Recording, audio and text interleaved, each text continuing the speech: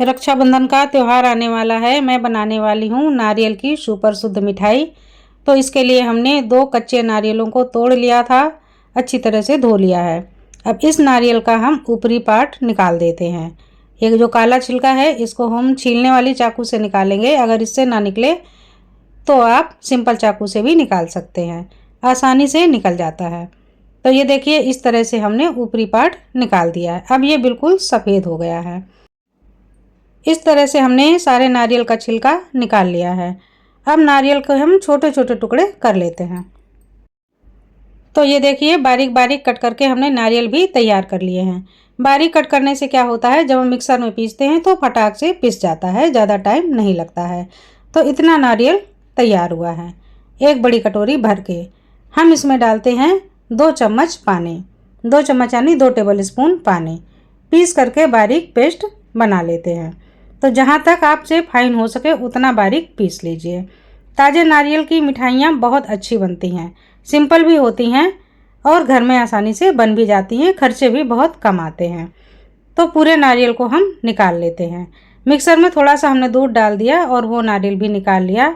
अब सिर्फ हम आधा लीटर दूध डाल देते हैं। आधे लीटर दूध की आज हम मिठाई बनाएंगे, ढेर सारी बन करके तैयार होगी। सिर्फ 2 नारियल, आधा लीटर दूध। अब हम दोनों को चढ़ा देते हैं गैस पर और पकने के लिए चलाते हुए रख देते हैं। लगातार हिलाते रहेंगे जिससे कि नारियल नीचे लगने ना पाए, और फ्लेम को मीडियम टू हाई रखते हैं। इसी तरह से बीच बीच में हिलाते रहेंगे और पकाते रहेंगे। अच्छी उबाल आने के बाद में आप देखेंगे कि नारियल फूल सा गया है, बहुत ही सॉफ्ट हो गया है। इसी तरह से हमें नारियल को सुखाना है। तो नारियल जब तक पक रहा है तब तक हम एक और इम्पॉर्टेंट काम कर लेते हैं। यहाँ पर हमने लिए हैं 2 पके हुए आम। आम का सीज़न जाने वाला है, लेकिन अभी भी आम मार्केट में आ रहे हैं। तो अगर आपको आम मिले तो आप ले लीजिए। अगर आपने प्रिजर्व करके रखे हों तो आप उनको यूज़ कर लीजिए। अगर आपके पास आम नहीं है तो आप इसके जगह स्ट्रॉबेरी या अनार के पल्प को पीस लीजिए और छन्नी करके उसका रस निकाल लीजिए। तो फ्रूट भी आप अपने मनपसंद ले सकते हैं, स्ट्रॉबेरी या अनार। मैं यहाँ पर मैंगो की स्वीट बना रही हूँ। तो हमने 2 दशहरी आम हैं, इनको अच्छे से छील लिया है, धो करके पहले ही हमने साफ़ कर लिया था। कट करके मिक्सर में डाल देते हैं। एक हमें बढ़िया पेस्ट बना करके तैयार करना है। 2 आम के पल्प को हमने मिक्सर में कट करके डाल दिया है। इसमें हम पानी या दूध किसी का इस्तेमाल नहीं करेंगे, ऐसा ही पेस्ट बनाएंगे जिससे कि पल्प पतला ना होने पाए। तो ये देखिए, हमने पीस करके तैयार कर लिया है। ये थिक आम का पेस्ट रेडी हो गया है। इधर हम दूध पर भी ध्यान रख रहे हैं और लगातार चलाते जा रहे हैं। हमने केवल आधा लीटर ही दूध डाला है और ये 2 नारियल है, इनको डाला है। तो आप देख सकते हैं नारियल काफ़ी थिक हो गया है। तो इस समय हमें चीनी डालना है। अब चीनी हम 1 कटोरी ले रहे हैं। तो जितना नारियल था उतना ही हमने बर्तन में चीनी ले ली है।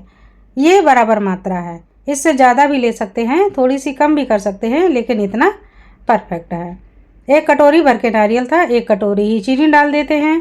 अब लगातार हिलाते रहेंगे। चीनी डालने के बाद फिर से थोड़ा सा हमारा मिश्रण और पतला हो जाएगा, लेकिन हमें ऐसे ही हिलाते हुए लगातार सुखाते रहना है। तो आप देख सकते हैं मिश्रण कितना टाइट हो गया है, काफ़ी पानी इसका सूख गया है। स्वाद बढ़ाने के लिए हम 3 से 4 चम्मच देसी घी डाल देते हैं। ये 3 चम्मच हमने देसी घी डाल दिया है। इसको भी अच्छे से मिक्स कर लेते हैं। फिर से पकाते हैं। फ्लेम हमने मीडियम रखा हुआ है, बिल्कुल स्लो भी नहीं किया है और बहुत ज़्यादा हम फास्ट भी नहीं करेंगे। और अब ये जो आम का पल्प है इसको हमें डाल देना है। पूरा पल्प हम डाल देते हैं। इसकी जगह आप जो भी फल पसंद करें आप उनको डाल सकते हैं। स्वाद और फ्लेवर तो आएगा ही, कलर भी बढ़िया आ जाएगा। तो अगर इस समय आपको आम ना मिलें तो आप स्ट्रॉबेरी लेकर के आइए, वो डालिए। अनार के दानों को पीस लीजिए, छन्नी कर लीजिए, उसका रस डालिए। बहुत अच्छी मिठाई बन करके तैयार होगी।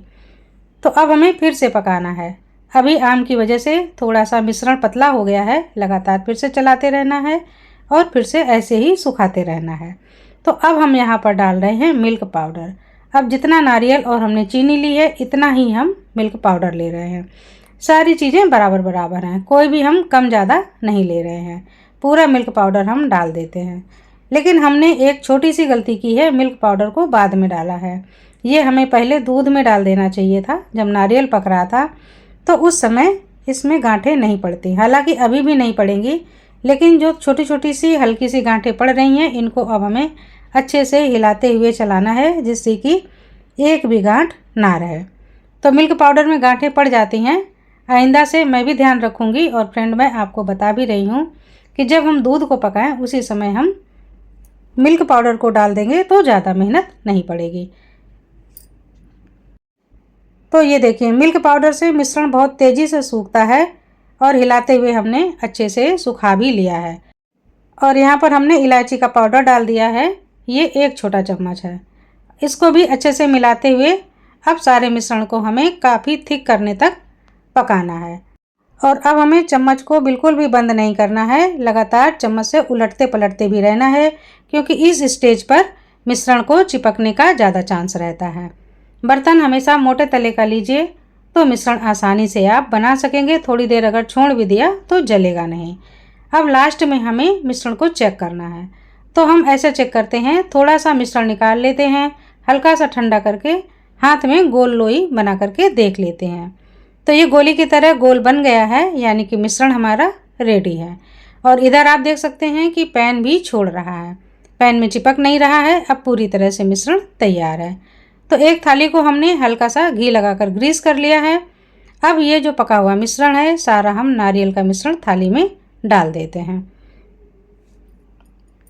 और चम्मच से हल्का सा हमने फैला लिया है। इसके बाद हमने पॉलीथीन को हाथ में चढ़ा लिया, क्योंकि मिश्रण गर्म है, और थपथपा दिया।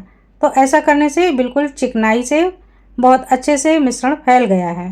तो ये बर्फ़ी का मिश्रण बन करके तैयार हो गया है। अपने हिसाब से अब हम शेप दे देंगे और जितना चाहें उतना हमें पतला फैला लेना है।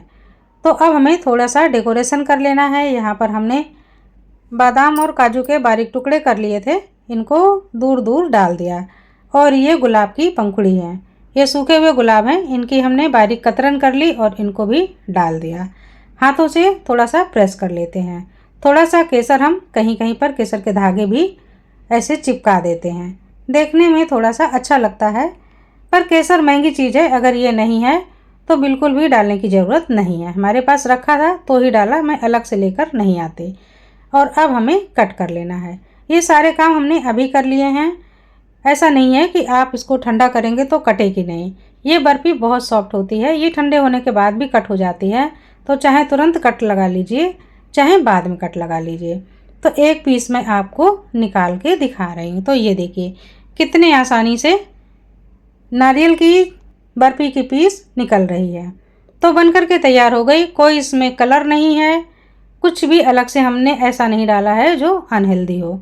तो देखिए फ्रेंड, कितनी बढ़िया बर्फ़ी बन करके तैयार हो गई है। रक्षाबंधन के पहले आप बना लीजिए, 2 दिन पहले आप बना लीजिए, फ्रिज में रख लीजिए और आराम से त्यौहार को मनाइए। शुद्ध चीज़ें हैं, कम चीज़ों से बनती हैं और आसानी से भी बन जाती हैं। तो इस त्यौहार मैंने बना ली है नारियल की बर्फ़ी। आप देख सकते हैं ये जैसे जैसे ठंडी होती जाएगी वैसे वैसे थोड़ी सी और मजबूत होती जाएगी, लेकिन ये बिल्कुल जूसी सी भी है, ये कड़क भी नहीं है। तो बन गई ना मज़ेदार मैंगो फ्लेवर नारियल की बर्फ़ी। तो फ्रेंड, ये रेसिपी आपको कैसी लगी मुझे ज़रूर बताइए। बिल्कुल सिंपल है बनाने में, आप भी बनाकर रख लीजिए। ये देखिए बर्फ़ी बड़ी आसानी से थाली से निकल गई है। इसके लिए हमें ध्यान रखना है कि मिश्रण को हमें पूरा सुखाना है, जब तक कि उसकी एक गोली आप बनाएं तो वो बन ना जाए। अगर वो नहीं बन रही है या ढीली बन रही है तो आप बर्फ़ी को नीचे मत उतारिए, मिश्रण को और सुखाइए, नहीं तो वो थाली में चिपक जाएगी, निकलेगी नहीं। और अब मैं तोड़ करके भी आपको दिखा रही हूँ, अंदर से बिल्कुल सॉफ्ट है। रक्षाबंधन स्पेशल सिंपल सी रेसिपी बनकर तैयार है। कैसी लगी ज़रूर बताएं। नमस्कार।